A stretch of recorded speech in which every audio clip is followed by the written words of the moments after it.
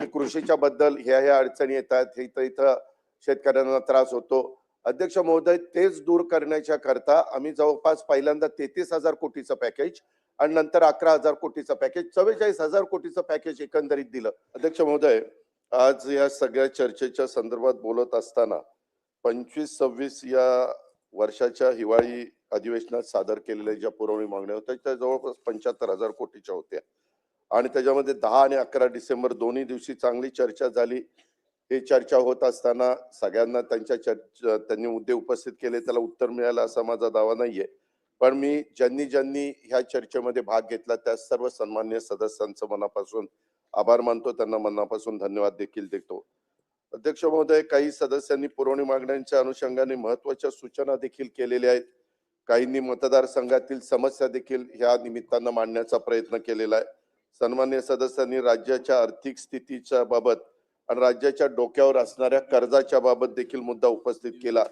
मला त्याबद्दल दोन्ही बाजूच्या सभागृहाला म्हणजे सभागृहातल्या दोन्ही बाजूच्या सन्माननीय सदस्यांना पण सांगायचं आहे आणि राज्यातल्या जनतेला पण सांगायचं की डिसेंबर 2025च्या हिवाळी अधिवेशनामध्ये आम्ही ज्यावेळेस सरकारच्या तर्फे 75,286 कोटीच्या पूरक मागण्या मंजुरीसाठी प्रस्तावित केलेल्या आहेत.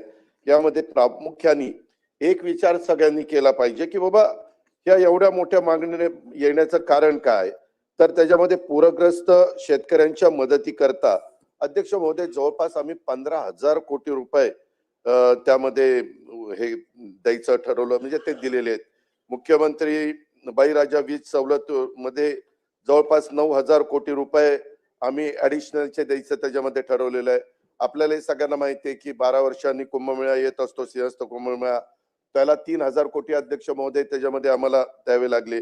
आणि सभागृहाला माहिती आहे की महात्मा ज्योतिराव फुले जनआरोग्य योजनेच्या वाढीव व्याप्ती दोन्ही बरेचसे सन्माननीय सदस्य म्हणायचे की काही आजार त्याच्यामध्ये तुम्ही अंतर्भूत करून घ्या, त्याची व्याप्ती वाढवा. उपचार मध्ये अंगीकृत रुग्णालयासाठी सुमारे 900 कोटी रुपये आणि संजय गांधी निराधार ह्याही सगळ्याच्या करता निधी हा जास्तीचा ठेवायला लागला.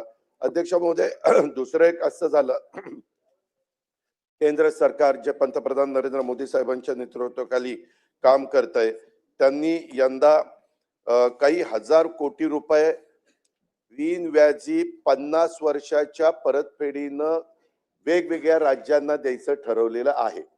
तर त्याच्यामधनं जास्तीत जास्त रक्कम आपल्या राज्याला कशी बिनव्याजी 50 वर्षांनी परतफेड करायची, तोपर्यंत बिनव्याजी वापरायची, असं क्वचितच आपल्याला बघायला मिळतं. आणि ते 50 वर्ष बिनव्याजी कर्ज विविध योजना पण मॅचिंग ग्रँटच्या असतात केंद्र सरकारच्या, त्या योजनामध्ये देखील जवळपास आम्हाला 5,600 कोटी केंद्र हिस्सा प्राप्त होणार आहे आणि त्याकरता देखील मॅचिंग ग्रँट ठेवावी लागली. ह्या अशा सगळ्या जर रक्कम बघितल्या तर अध्यक्ष महोदय जवळपास 38,000 कोटीपेक्षा जास्तीची रक्कम त्याच्यामध्ये आपल्याला पाहायला मिळते. आणि त्यामुळं निश्चितच एक गोष्ट खरी आहे, मी आजपर्यंत अनेक अर्थसंकल्प सादर केले, इतरांनी पण समोरच्यांनी पण काहींनी सादर केले, परंतु डिसेंबरच्या पुरवणी मागण्यामध्ये 75,000 कोटी रुपयाचा आकडा कधी आलेला नव्हता. परंतु ते येण्यामागचं कारण बऱ्याच जणांनी मुद्दे राहुलजी पाटलांनी पण सांगितलं, अनेकांनी सांगितलं की कृषीच्या बद्दल ह्या अडचणी येतात, इथं इथं शेतकऱ्यांना त्रास होतो. अध्यक्ष महोदय, तेच दूर करण्याच्या करता आम्ही जवळपास पहिल्यांदा 33,000 कोटीचं पॅकेज आणि नंतर 11,000 कोटीचं पॅकेज, 44,000 कोटीचं पॅकेज एकंदरीत दिलं. मग त्याच्यामध्ये रस्ते असतील, त्याच्यामध्ये शेतकऱ्यांना मदत असेल, त्यांच्या खरडून गेलेल्या जमिनी असतील, त्यांच्या विहिरी बुजलेल्या असतील गाळानी, अशा अनेक प्रकारच्या घटना त्या काळामध्ये घडलेल्या होत्या. आणि त्याच्यातून मोठ्या प्रमाणावर हा शेतकरी जो बळीराजा आहे त्याला मदत करण्याची भूमिका महायुतीच्या सरकारने घेतली आणि त्याच्यावर हा आकडा फुगलेला आहे. आता एक गोष्ट खरी आहे की हे सगळं करत असताना आता एकंदरीतच वर्ष अखेर खर्चावर आता नियंत्रण आम्हाला ठेवावं लागणार आहे. आर्थिक शिस्त पाळून वित्तीय जे निर्देशांक आहेत त्याचं पालन करून सरकार नेहमीच ह्याच्यातनं मार्ग काढण्याचा प्रयत्न करतं. अध्यक्ष महोदय, आजपर्यंतचा अनुभव आहे. चालू वर्षी देखील अध्यक्ष महोदय पुरवणी मागण्यांमध्ये तरतूद केली असली तरी उत्पन्नाचे स्रोत वाढवण्याचं देखील मुख्यमंत्री, दोन्ही उपमुख्यमंत्री आणि मंत्रिमंडळाने ते ठरवलेलं आहे. शासनाचा तशा प्रकारचा प्रयत्न राहणार आहे. त्याच्यामध्ये विशेषतः जीएसटी, वस्तू व सेवा कर, नंतर एक्साइज, उत्पादन शुल्क आणि खाणकाम यापासून मिळणारा महसूल वाढवण्याच्या करता आवश्यक त्या ज्या ज्या काही उपाययोजना करणं गरजेचं आहे त्या करण्याच्या करता शासन प्रयत्नशील राहणार आहे. याशिवाय अध्यक्ष महोदय, संसाधनाच्या क्षमतेचा पूर्ण वापर करून त्याच्यामध्ये वित्तीय शिस्त लावून सुधारित आपल्याला अंदाजातून राजकोषीय तूट स्थूल राज्य उत्पन्नाच्या 3% मर्यादेतच आपल्याला ठेवायचा आपला प्रयत्न आहे. अध्यक्ष महोदय, आम्ही ज्यावेळेस राज्याच्या वतीनं दिल्लीमध्ये कुठली मीटिंग असेल त्यावेळेस जातो, त्यावेळेस आज देखील देशामध्ये 3च अशी राज्य आहेत की जे कर्जाचं प्रमाण त्यांनी केंद्राने ठरवून दिलेलं जे टक्केवारी आहे त्या 20% पेक्षा कमी आहे. त्याच्यामध्ये गुजरात आहे, त्याच्यामध्ये ओरिसा आहे आणि त्याच्यामध्ये आपला महाराष्ट्र आहे. हे पण मला अभिमानाने सांगावं वाटतं. आणि बोलत असताना काही जण एकीकडे म्हणतात दिलं पाहिजे, एकीकडे म्हणतात 9 लाख कोटीचं कर्ज झालंय, परत म्हणतात नाही नाही अजून 2 लाख कोटी कर्ज काढा, काय बिघडत नाही, परंतु पैसे देऊन टाका. असं नाही, काही त्याला आर्थिक शिस्त ठेवावी लागते आणि त्या सगळ्या गोष्टीचा साकल्याने विचार करून हे महायुतीचं सरकार अध्यक्ष महोदय त्या ठिकाणी काम करतंय.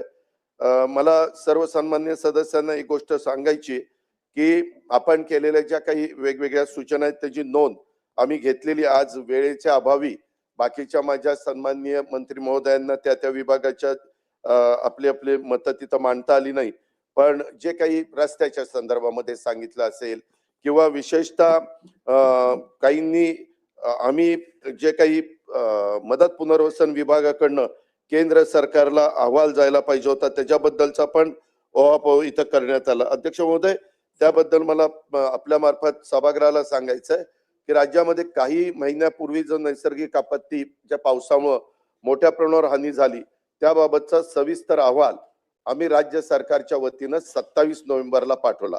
दुसरा अहवाल 1 डिसेंबर रोजी पाठवला आणि ह्या अहवालामध्ये केंद्र शासनाला तो सादर केलाय. नैसर्गिक आपत्तीच्या अनुषंगाने पाहणी करण्यासाठी केंद्र सरकारने पण 8 अधिकाऱ्यांचं पथक 3 ते 5 नोव्हेंबरच्या दरम्यान राज्यात पाहणीसाठी पाठवलेलं होतं. या पथकाने राज्यातील साधारण 4 जिल्हे त्यांनी बघितले, एक धाराशिव, दुसरा सोलापूर, तिसरा अहिल्यानगर, चौथा बीड. आणि केंद्र सरकारकडं आपण मदतीच्या करता मागणी पण जवळपास 29,781 कोटी रुपयाची अध्यक्ष महोदय त्या ठिकाणी केलेली आहे. एक गोष्ट खरी आहे, सभागृहामध्ये काही सन्माननीय लोकसभा सदस्यांनी मुद्दा उपस्थित करत असताना त्याच्यामध्ये असं सांगण्यात आलं, परंतु माझ्याकडे रेकॉर्ड आहे कुठल्या कुठल्या तारखेला कुठले आमचे पत्र त्या ठिकाणी गेली.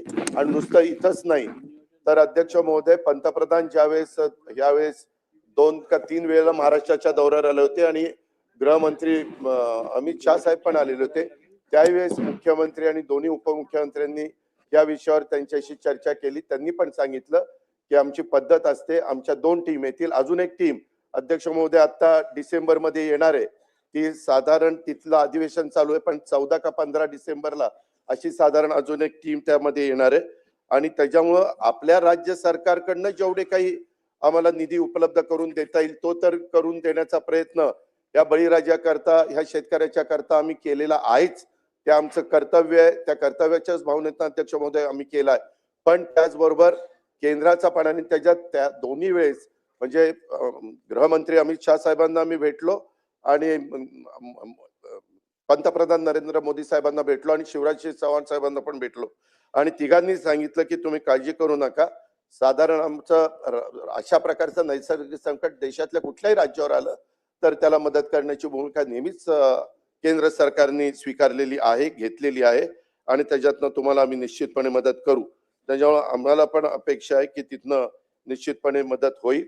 त्याचबरोबर डीबीटी द्वारे देखील ह्या सगळ्या रकमा देण्याचा प्रयत्न, मग बियाणं असेल, इतर बाबींच्या करता असेल किंवा जे मदत आम्ही शेतकऱ्यांना केलेली आहे त्या मदतीच्या बाबतीमध्ये असेल ती पण देतोय. याच्या व्यतिरिक्त अध्यक्ष महोदय, जर कुठल्या सन्माननीय सदस्यांच्या मतदारसंघामध्ये काही शेतकऱ्यांचं नुकसान होऊन देखील त्यांना मदत राहिली असेल तर त्याच्याही संदर्भामध्ये दर आठवड्याला मुख्यमंत्री महोदय कॅबिनेट मीटिंग घेत असतात. त्या कॅबिनेट मीटिंग मध्ये पण आमचा आढावा असतो आपत्ती व्यवस्थापनाच्या संदर्भामध्ये आणि मदत पुनर्वसनाच्या संदर्भामध्ये कृषीच्या बद्दल की काय काय परिस्थिती आहे आणि त्याचा आढावा घेऊन तशा प्रकारच्या सूचना ताबडतोब चीफ सेक्रेटरीला देऊन त्यांच्या मार्फत सगळ्या राज्यातल्या जिल्हाधिकाऱ्यांना तशा प्रकारच्या सूचना अध्यक्ष महोदय त्या ठिकाणी दिल्या जातात. ही पण गोष्ट मी सभागृहाच्या लक्षामध्ये आणून देऊ इच्छितो. अध्यक्ष महोदय, आज या सगळ्या चर्चा होत असताना मला एक गोष्ट सभागृहाला सांगायची आहे की मी आपल्या बाकीच्या सगळ्यांचाच जे विषय होते त्याला मी स्पर्श करू शकलो नाही, ही मी गोष्ट मान्य करतो वेळेअभावी.